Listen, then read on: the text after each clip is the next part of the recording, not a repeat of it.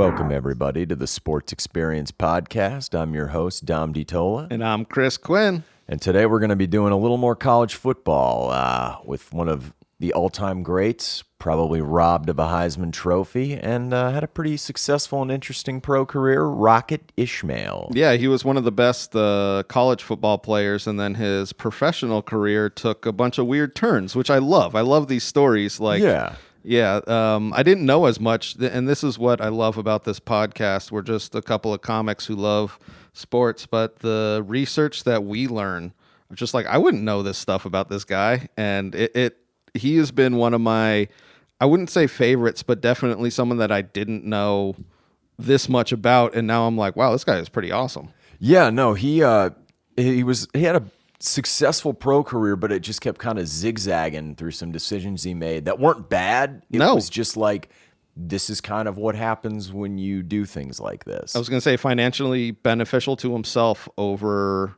other decisions that he could have made, but man, it was a weird path that he took. Weird path, and a fantastic player. And if you're listening, Rocket, you made my childhood fun. I spent some good times watching you with my dad. Yeah, one of the fastest, I'll say, in it for his era, because he did track too. So we'll get started. He was actually born November 18th in Elizabeth, New Jersey. Yeah, over near New York, basically. Yeah, pretty much grew up that. In the Newark area, Yep. I believe.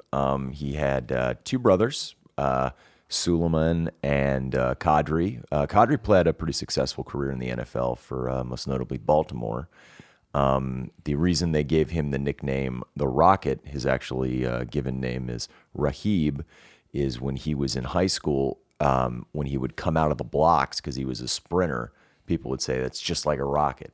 And because of that, his two other younger brothers, Kadri, his nickname was the Missile, and Suleiman was the Bomb. The Bomb, yeah. And they nicknamed his mother, Fatma, the Launching Pad. Which is perfect. You don't really hear many moms get those nicknames, but man, that's a perfect little family right there. And they were all great football players.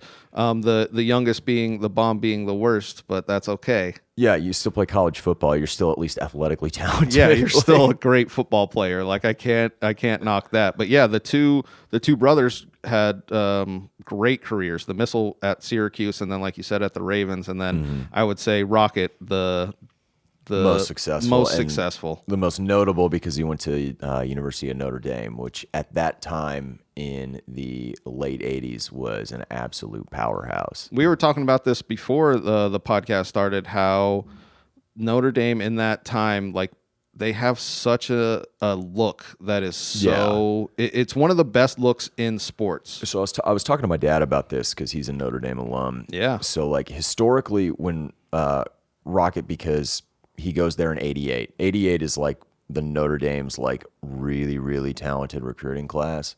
So from after Dan Devine left in the early 80s, Notre Dame kind of really hit the skids under Jerry Faust. Well, sure. I mean, they lost Samwise Gamgee, and then Dan Devine's out, and then...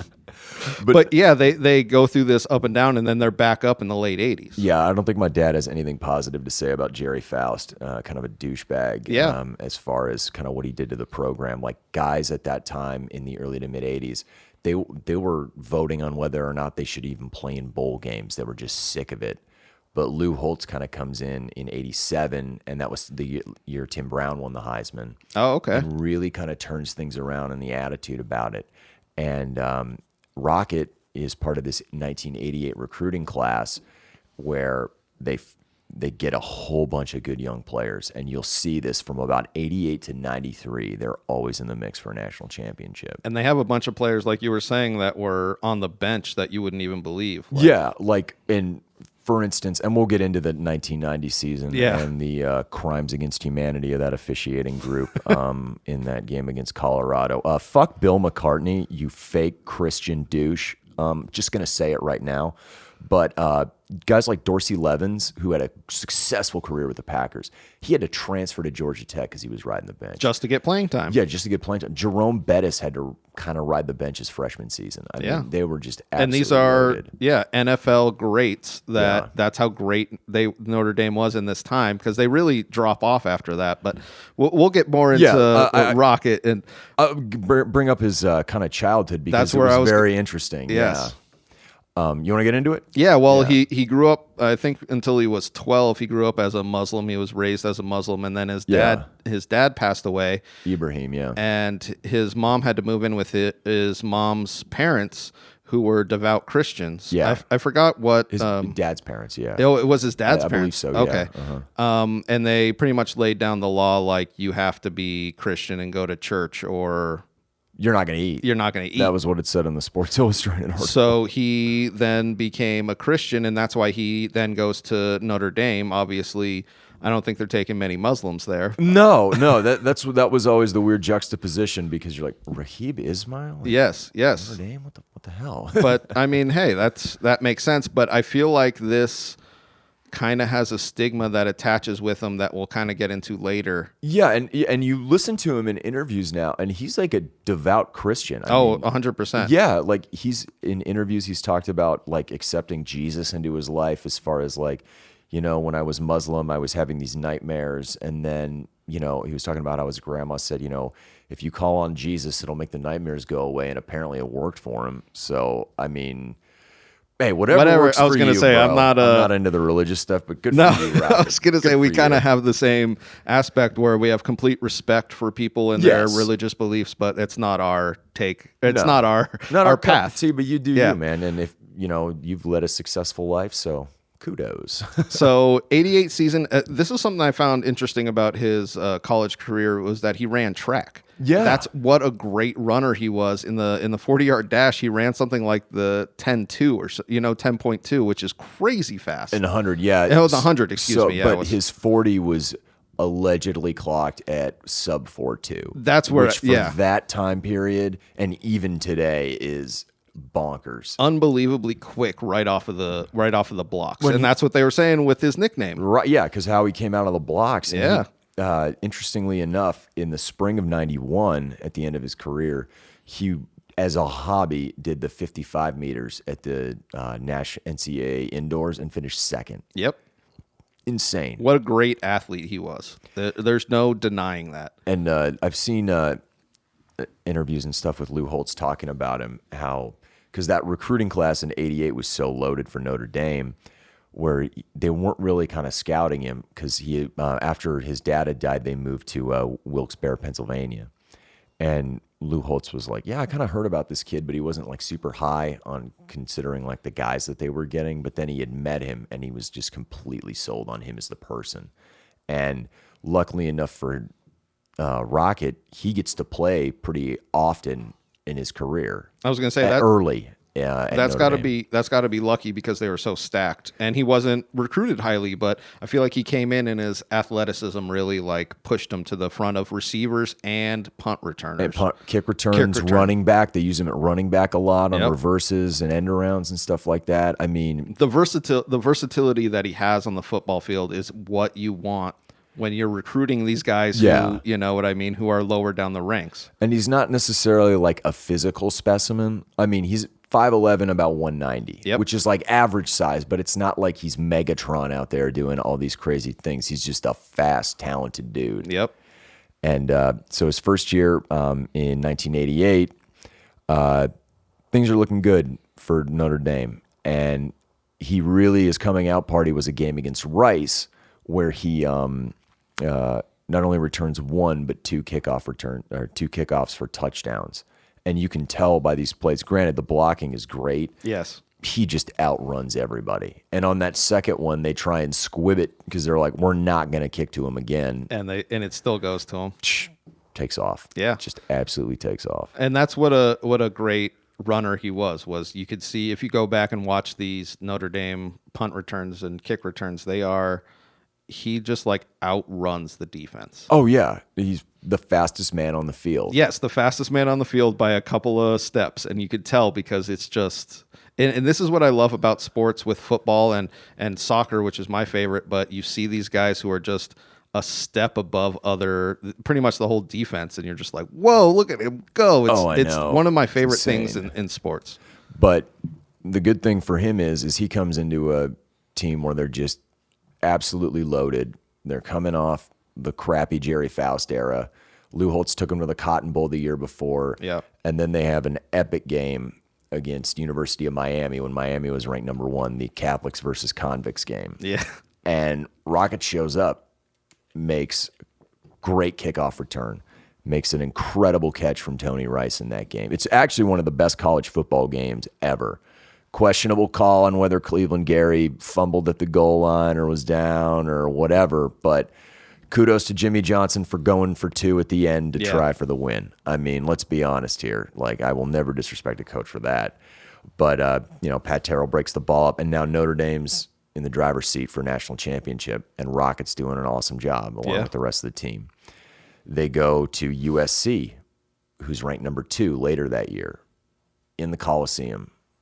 Rocket makes incredible catches, incredible returns. They beat USC. Then they go to the national championship to play number 3 West Virginia in the Fiesta Bowl.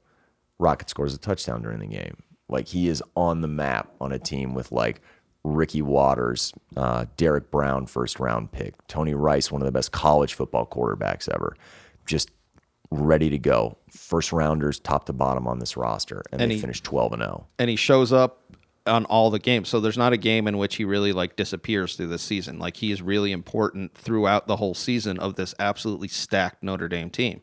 Yeah, and they're not, and that's kind of the cool thing about this team is that they're not old. Like, nobody just goes and graduates. It's almost like the Nebraska teams we had talked about before. Exactly. It's like you maybe reload and kind of tinker from time to time, but you are just stacked. Yeah, and they're stacked in the sense, like we were saying, because it's college football, so you pretty much get like a 3-year window. Yeah. And they're pretty much stacked for this 3-year window, and we see that they should have had 2 national championships, but we'll get into that right now. But the following year they start 10-0. Yeah, and they're crushing teams. Yeah, and Rocket keeps improving, the rest of the team keeps improving, but then they have to go to Miami and play Miami in the Orange Bowl, and Miami beats them and basically crushes their national championship hopes and dreams. But they go to the Orange Bowl regardless to play Colorado, which at that time was undefeated. Yeah, Colorado was number 1, right? Or They were ranked number 1, yeah. They had finally broken the Nebraska-Oklahoma barrier, and their creepy Promise Keepers coach, Bill McCartney, who is arguably one of the biggest piece of shit hypocrites in the world. Sorry to go on a rant there, but Lou Holtz, there was some controversy before the game. I don't know if you've seen this. Colorado's quarterback leading up to the season had died of stomach cancer. No, I didn't see that. Yeah, he actually engaged in premarital sex with Colorado's coach's daughter and gave birth out of wedlock. So a little bit of a hypocrisy there, Mr. Christian guy. Oh, man. The horror. Yeah, exactly. There were jokes to be had, but leading into the game, because Notre Dame was way more talented than them. Yeah, they had taped a practice beforehand, and Lou Holtz was basically kind of saying like, "Look, you guys know how good you are. This team is running on emotion. You guys will take care of business." Yeah, and that's basically what happened because Rocket scored kind of like the momentous game-sealing touchdown on a reverse in that game. Yeah, and Notre Dame wins. But because Miami's undefeated and they're Miami and just rolling people, they don't win the national championship. But Rocket is firmly on the map as a sophomore to win the Heisman Trophy. Well, this is something that I've always hated. In 1990, yeah. But I've always hated this with college football is they should have had Miami play Notre Dame again at the end, but they just can't. That's not feasible, you know what I mean? Which is why I love the playoff now. But and they had that game like week 10, week 11. Yep. So I mean, it was towards the end of the schedule. You're right. It was late. So it's a shame that that's not a rivalry anymore, because that was great. That's something else that I feel like Notre Dame really lost out on, was when everybody went conference hunting, they kind of were just like, nah, we're going to stay started. And they really lost out on these huge games that they used to have: USC, Miami, Michigan. Although Michigan had a big kind of gap, but I mean, they'll play the Michigan States, the Purdues and stuff like that they've always played, but they're like ACC adjacent now, because that's the conference everyone else is in. It's so weird. But they'll be playing like Duke and Louisville, and it's like, no, go back to playing your, the top storied rivals. Yeah, and that's what people wanted to see. That's why it was such a weird. College football really went through a weird time there. Well, and they're not in a position to be, the storied program they once were, but like they've gotten rid of these rivalries. Like they have to keep USC on the schedule, not necessarily because they want to, as far as scheduling, but they need that California recruiting. They need that presence to go and play them every year, as opposed to a Michigan. So, all right. Well, but back to Rocket. Let's talk about Rocket more, because he's absolutely killing it. Because 1990 should be his season. Yes. And even though Notre Dame has some hiccups, you can tell early on in that season he's the most dominant player, most exciting, electrifying player in college football. Like losing to Penn State, they end up finishing 9-3. Yeah, what they do. They had their worst season with this group of guys. But Tony Rice had left, so Rick Meyer is starting at quarterback. You've lost a lot of talent to the NFL, but you still have guys like defensively, like Jeff Alm, Todd Light. I mean, you have really a stacked roster. But this is where you see Rocket kind of take the helm and be like, "This is my team. I'm kind of the guy." That, I mean, obviously it's football's different, but you know what I mean. He's really showing that he's the best, most exciting college football athlete in 1990s. Yeah, because in 89, if you've never watched this game, like everybody saw kind of what he did against Miami and then Rice and things like that. But in 89, they're playing 1-2 matchup against Michigan. Takes 2 kickoffs back for a touchdown. Yep. And if you've never seen this, him on, even in shitty conditions on this AstroTurf at the Big House, and it completely changed the complexion of the game. Completely changed it. And by 1990, he's in the driver's seat for the Heisman Trophy. Everybody's talking about it. Everybody's excited for it. And do you want to do the Heisman first, or do you want to do the Orange Bowl screw job after or before that? Well, how did it fall out? It went Heisman, and then Heisman's first. Heisman's early December. Yeah, so. Let's do Heisman, because they have bowl games after the Heisman is announced, which is what everybody is talking shit on. So he is obviously across the board. I feel like a lot of people are like, he's the best, most exciting football player. He should be getting the Heisman. I read an article that talked about the underlining racism and kind of anti-Muslim feeling. That even though he's not Muslim. Even though he's not. This is how ridiculously racist kind of sports writers, or you know what I mean, were at this time, where they kind of put him in this thing where they were like, yeah, he's great, but we're not going to have him as like the forefront of college football. Which is ridiculous, because if you talk to any fan of that era, no matter what team they rooted for, they'd be like, that is the most exciting player. Yes. Not only most exciting, the guy who can turn any game because of his speed, whether it's running the ball, catching the ball, because he played receiver, running back, he's split end, flanker, halfback, whatever. Yeah, he played whatever. Returning kicks. I mean, he could do everything. He was like a Swiss Army knife of a player. Yeah. But that didn't happen. No, he got a second, which it's so ridiculous. And this is, you got to take over this part of the story because of your Hawaii.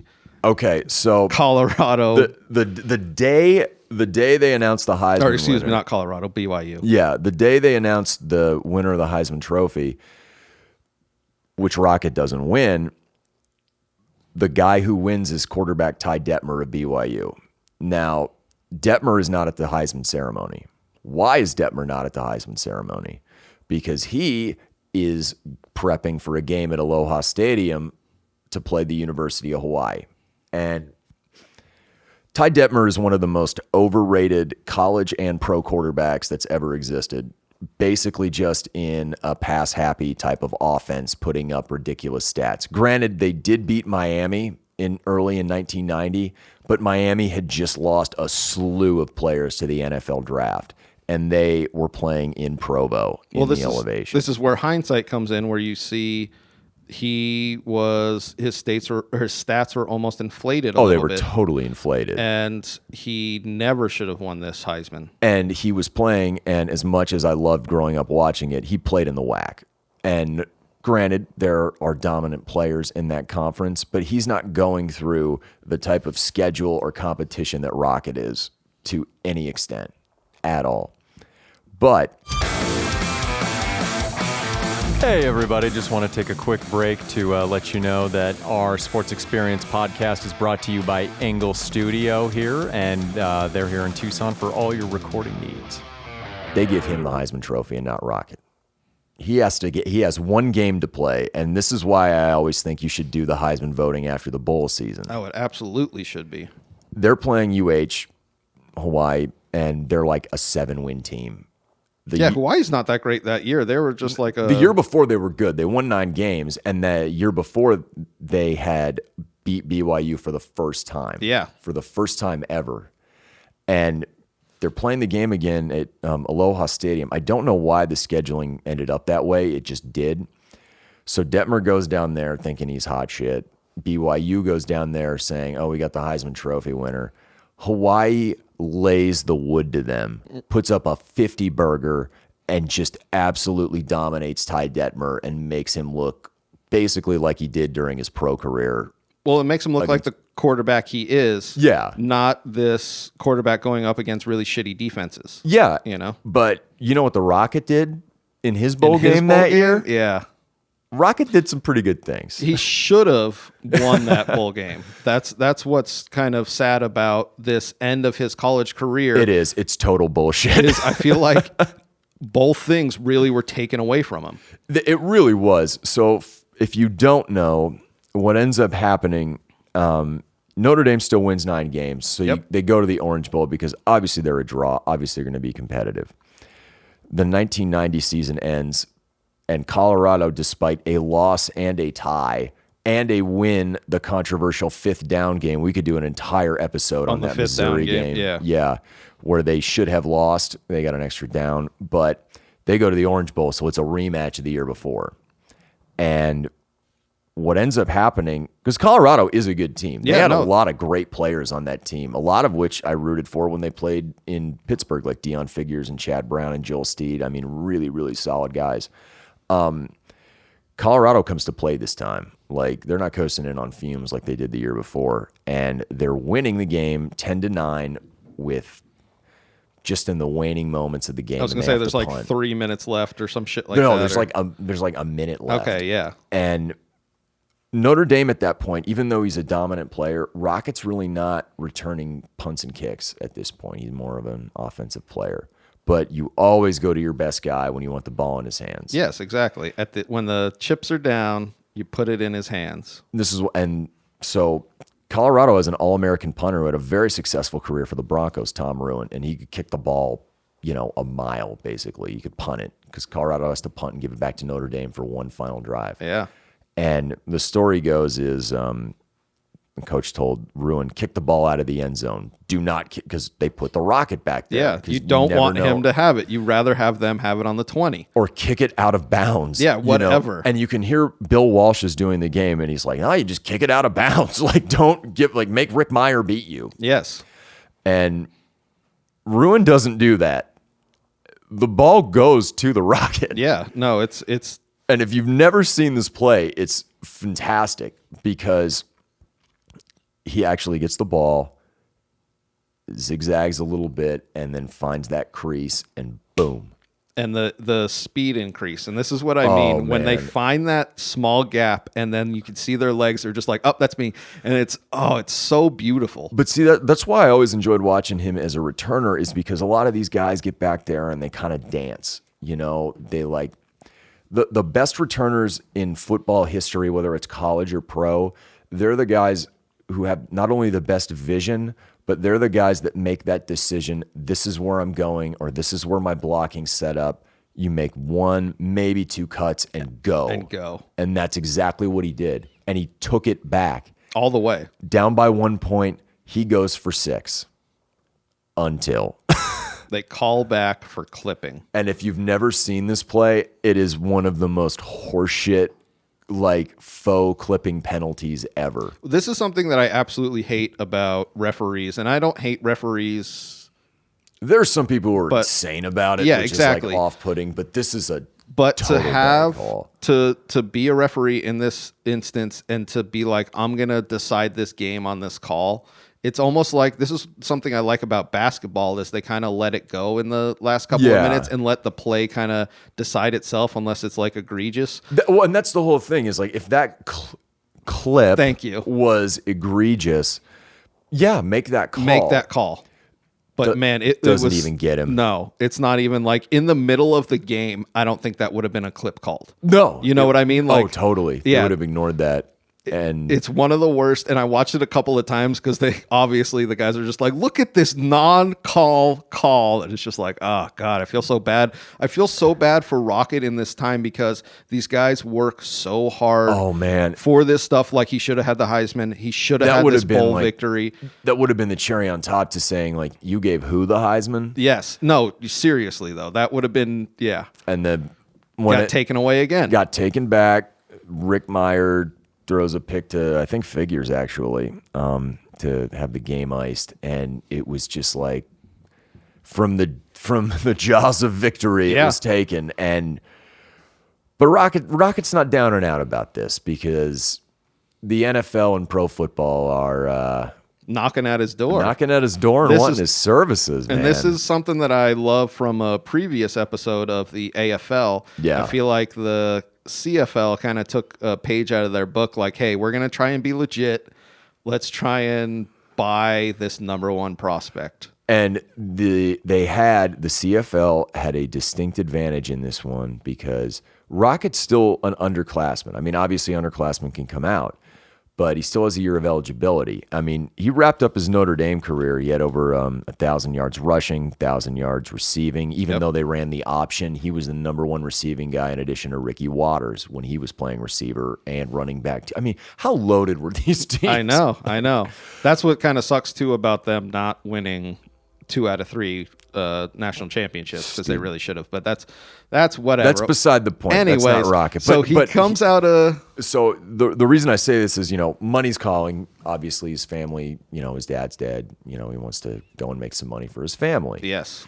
And the CFL has a distinct advantage in the 91 draft because, Dallas doesn't have they end up having the first pick, but the team that's picking first in 91 is the New England Patriots. Now, for some of our younger listeners who don't know, up until they draft Drew Bledsoe in 93, from about 86 to 91, New England was the dregs of the NFL. That was going to Foxborough was the equivalent of being sent to Siberia. Or the Browns. Browns now, basically. Yeah. I mean, they were a total shit show. They almost moved to St. Louis before Handjob McGee bought the team. But you mean Kraft, the greatest macaroni champion of the world? Whoa. Handjob McGee's pretty good. Orchids of Asia, everybody. People don't forget. But yeah, they were one of the worst teams, if not the worst team in the NFL. And nobody wanted to play for them. No, why would you? And just like the Browns, why the fuck would you want to go and ruin your career? Rocket had, the prospect of drafting him, their owner was like, yeah, we'll even put in natural grass for you if you come and play for us. Yeah.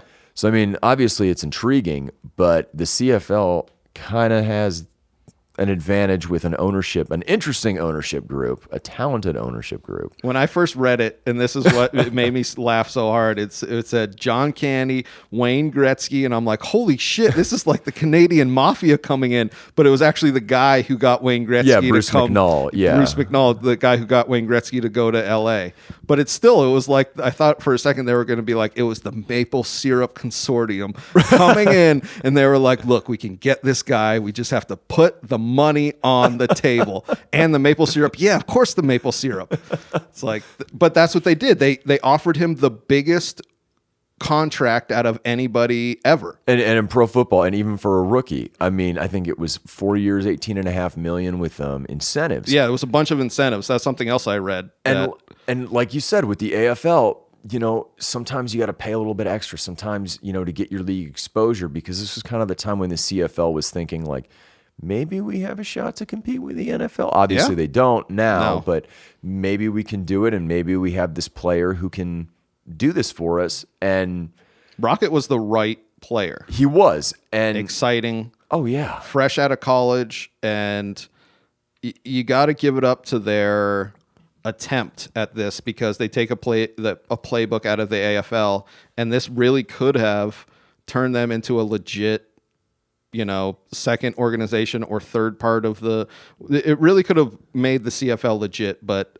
obviously he only played two seasons, and he was so much better than every other player. Yeah, that was something else. He had NFL talent, and we'll get into that in his NFL career as far as him still being drafted and everything. But his first year in the CFL, he has 64 catches for 1,300 yards and kickoff. They won the Grey Cup, which is like Canada's Super Bowl. Yeah. They won it his rookie year. Yep. And he returned a kick for a touchdown in the championship game. I don't know if you've seen this play, but it's hilarious. They try and squib it, obviously, away from him, kind of like in that Rice game and like how other teams used to in college. He picks it up, zigzags down the sideline, scores a touchdown. Yeah. But the funniest part about this is as he's like at the 2-yard line heading into the end zone, you see something fly by him.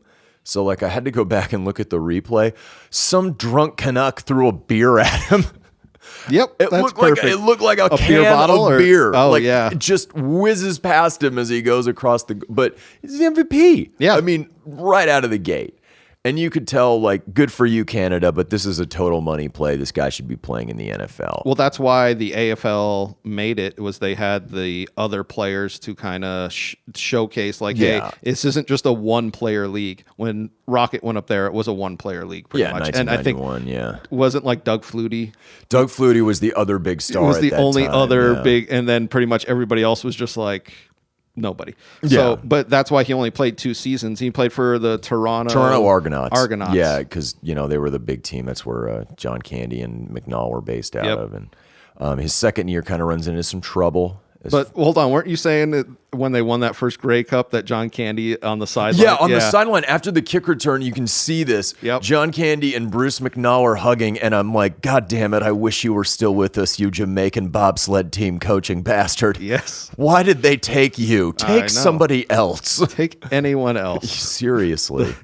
He's got the pool cue. He's got the stick. I love Cool Runnings is one of my favorite movies. Well, we could talk about that, but let's just get back into Rocket, man. I mean, and his exit and his second kind of bad season with the Argos. With the Argos.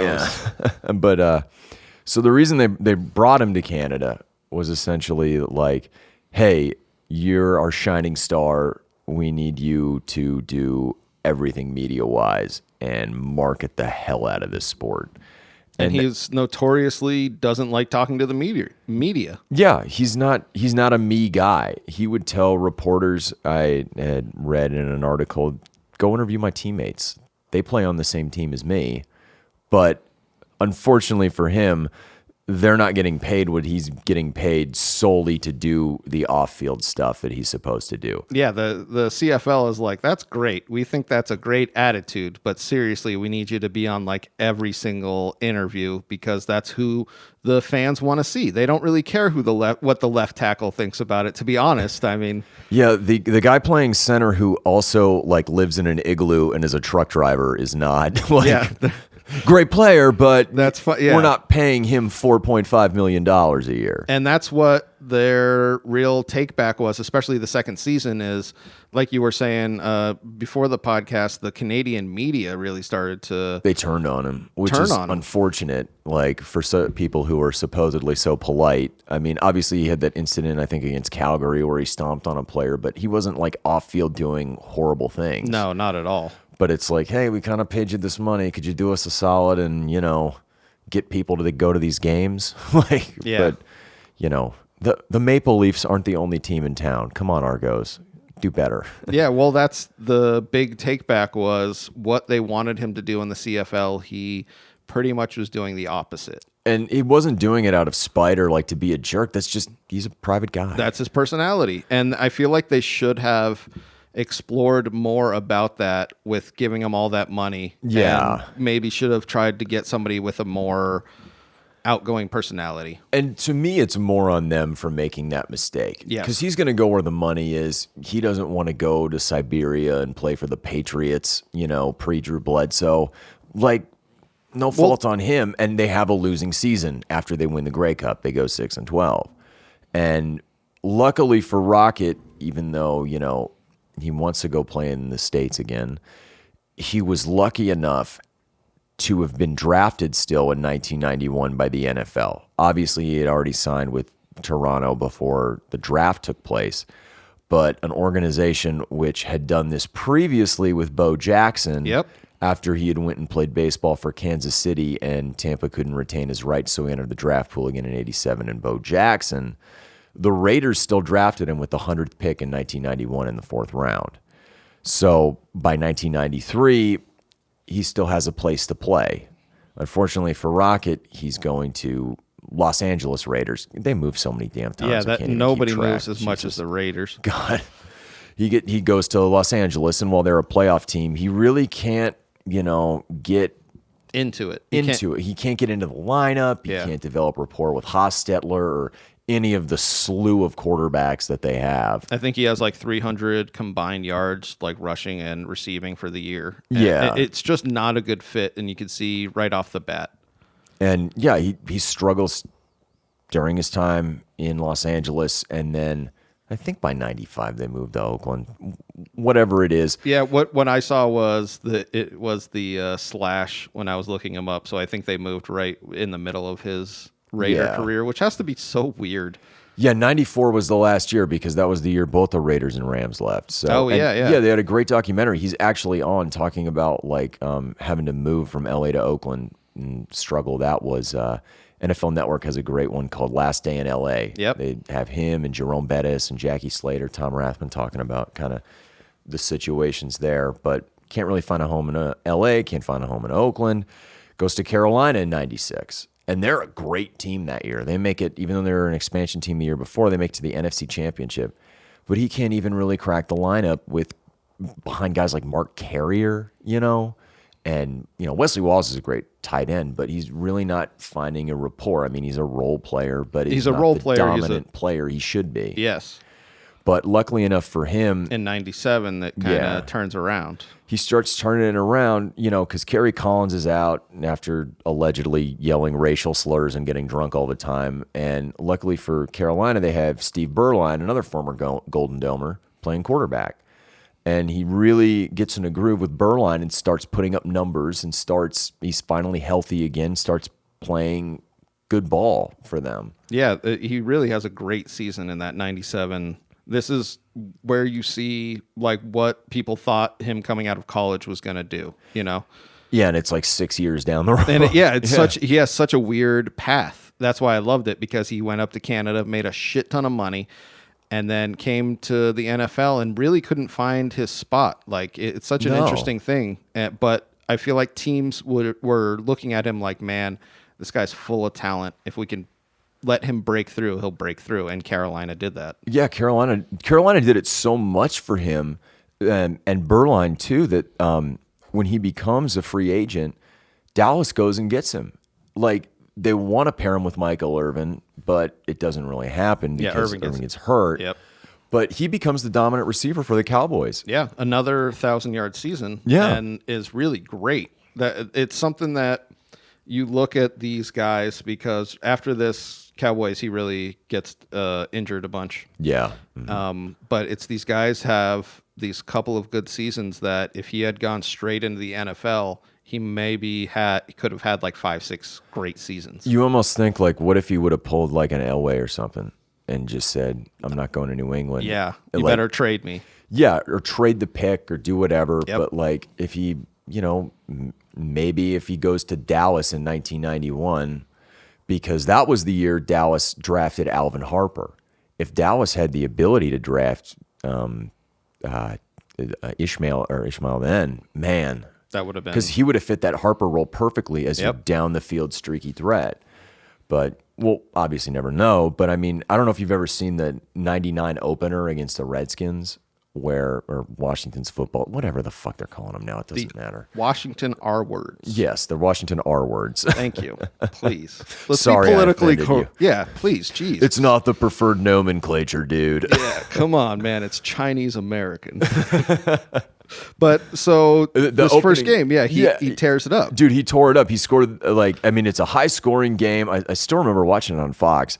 It goes to overtime. It's just an absolute shootout. And on I think it's the first play of overtime, Aikman throws him a bomb and he just touchdown. Game over. Yep. Walk off, Zoolander style. Yeah. I mean, just it's a walk off. But yeah, he really, it was nice researching him to see how he kind of carved out still a successful pro career. Yes. And he made a lot of money, to his credit, not in trouble with the law or doing anything bad off the field. But his career ends, and this is where we get to the interesting part about him. Yeah, I didn't know any of this whatsoever about him, and I was really intrigued because these posts careers that these guys have who have $20 million in the bank, and then you hear that they lose it, you're like, how the hell does that happen? This is one of the times in which you can be like, oh, that's how it kind of happened. Because it's not like he was a guy that ran into legal trouble or got divorced or was buying a new car every month or what I mean? He wasn't spending his money ridiculously. He wasn't doing any of that. He literally was just investing in businesses that failed. Yeah, and it wasn't, he wasn't frivolous or, stupid. No.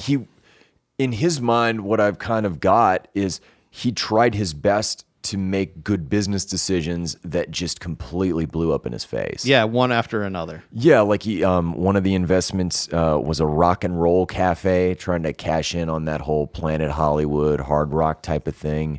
Completely went under and lost a ton of money. He tried to do a religious movie. He invested a bunch of money in that never ended up getting made. Yeah. I saw COZ Records tried to start a record label. Yeah, well, that's the thing is these guys kind of have this. They almost do a spectrum to see. They throw shit against the wall and see what sticks, and which is horrible for investing. It's one of the worst ideas. He had a phone card distribution.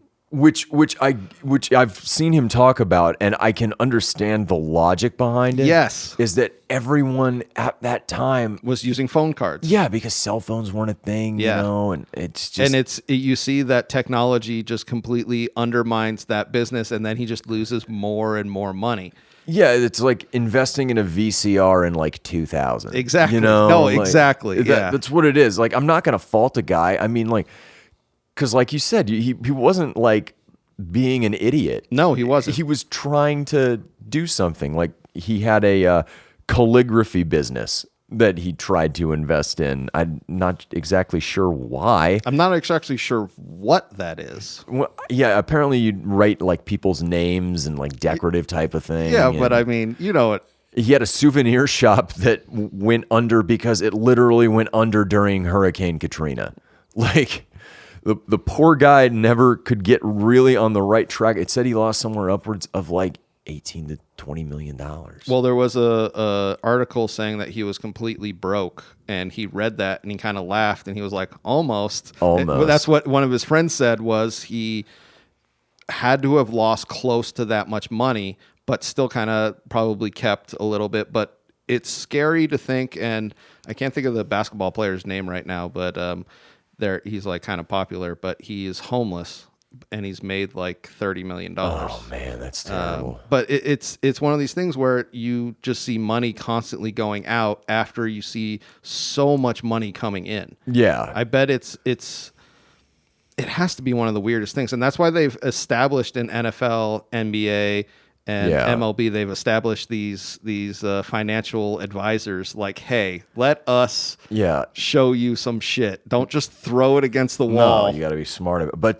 to his credit, to Rocket's credit, he did develop and invest in a good company that's still used today. Well, this is something that I think these players need to look at is he invested in something that he knew about. not fucking phone cards, not cosmetics. He had a cosmetics company. That's right. Failed. Yeah. So he had all this stuff that he just, I don't think, knew about. And then he gets into mouth guards, which he wore his entire life. The Bite Tech company. The Bite Tech company. And I bet he was just like, no, it needs to be like this. And they were like, okay. And it's popular. Pro and college athletes use it. And they swear by it. Like, had he done what he was familiar with or researched more or less where technology is going, I think the research is the kind of the one thing. But no, Bite Tech, good on you. This isn't an advertisement for it, but good for you for turning things around there, Rocket. Yeah, it's a great thing because one of the worst things is seeing these guys lose all of their money.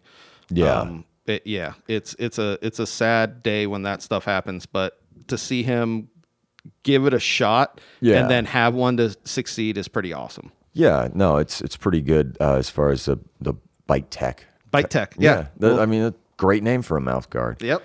But, he's done some broadcasting post-career, and because he was such a dominant player in the college, kind of to bring everything back together, last year in 2019, he was inducted into the College Football Hall of Fame, which is where he should be. I saw that it was like 5 years too late, somebody said, because he was voted one of the top 100 players, and they were like, why is he not a first ballot college Hall of Famer? Again, I get back to the possible racism. I have no idea what people's personal agendas are, but I'm just saying he has this weird thing along with him where he was like one of the best, but people kind of shove him aside. Well, and that's what I don't understand is like, he wasn't, you couldn't hear anybody say a bad word about him. I know. It's crazy. Like, he wasn't off-field any issues, no drug suspensions, no nothing. And to be honest, you guys got in first ballot that had all that shit. You know what I mean? Like, well, and that's what I mean. Dennis Erickson goes in the same class as him, and you look at that guy's track record of just, up and leaving schools, failed drug tests with players, and it's like, that's why I was so fascinated researching Rocket. Was just like, he didn't really do anything bad. No, not at all. Like, and the only thing bad he did was investing and not embracing the media. Yeah, which isn't bad. That's something, and it's in today's culture that you're like, how could you not do that? But it's like, that's his personality. That's his personality. Yeah. But one of the most fascinating college players to ever play the game. Nice to see him have a decent pro career. Grey Cup winner for John Candy. But Rocket Ismail, thank you for so many good memories and being the dominant force you were, and sorry you had your Heisman stolen from you. So this is the Sports Experience Podcast, though. I'm Dom DiTolla. And I'm Chris Quinn. Take it easy, guys. Hey, everybody. This is just a stock message at the end of every episode. We hope you enjoyed whatever athlete and or team that episode was about. Just want to say, give us a quick follow on all social media. We have a YouTube channel, the Sports Experience Podcast, and we're on Instagram, DiTolla Dominic, and myself, C. Quinn Comedy. So give us a follow all around. We're always recording right here at Engle Studio. Thank you all very much.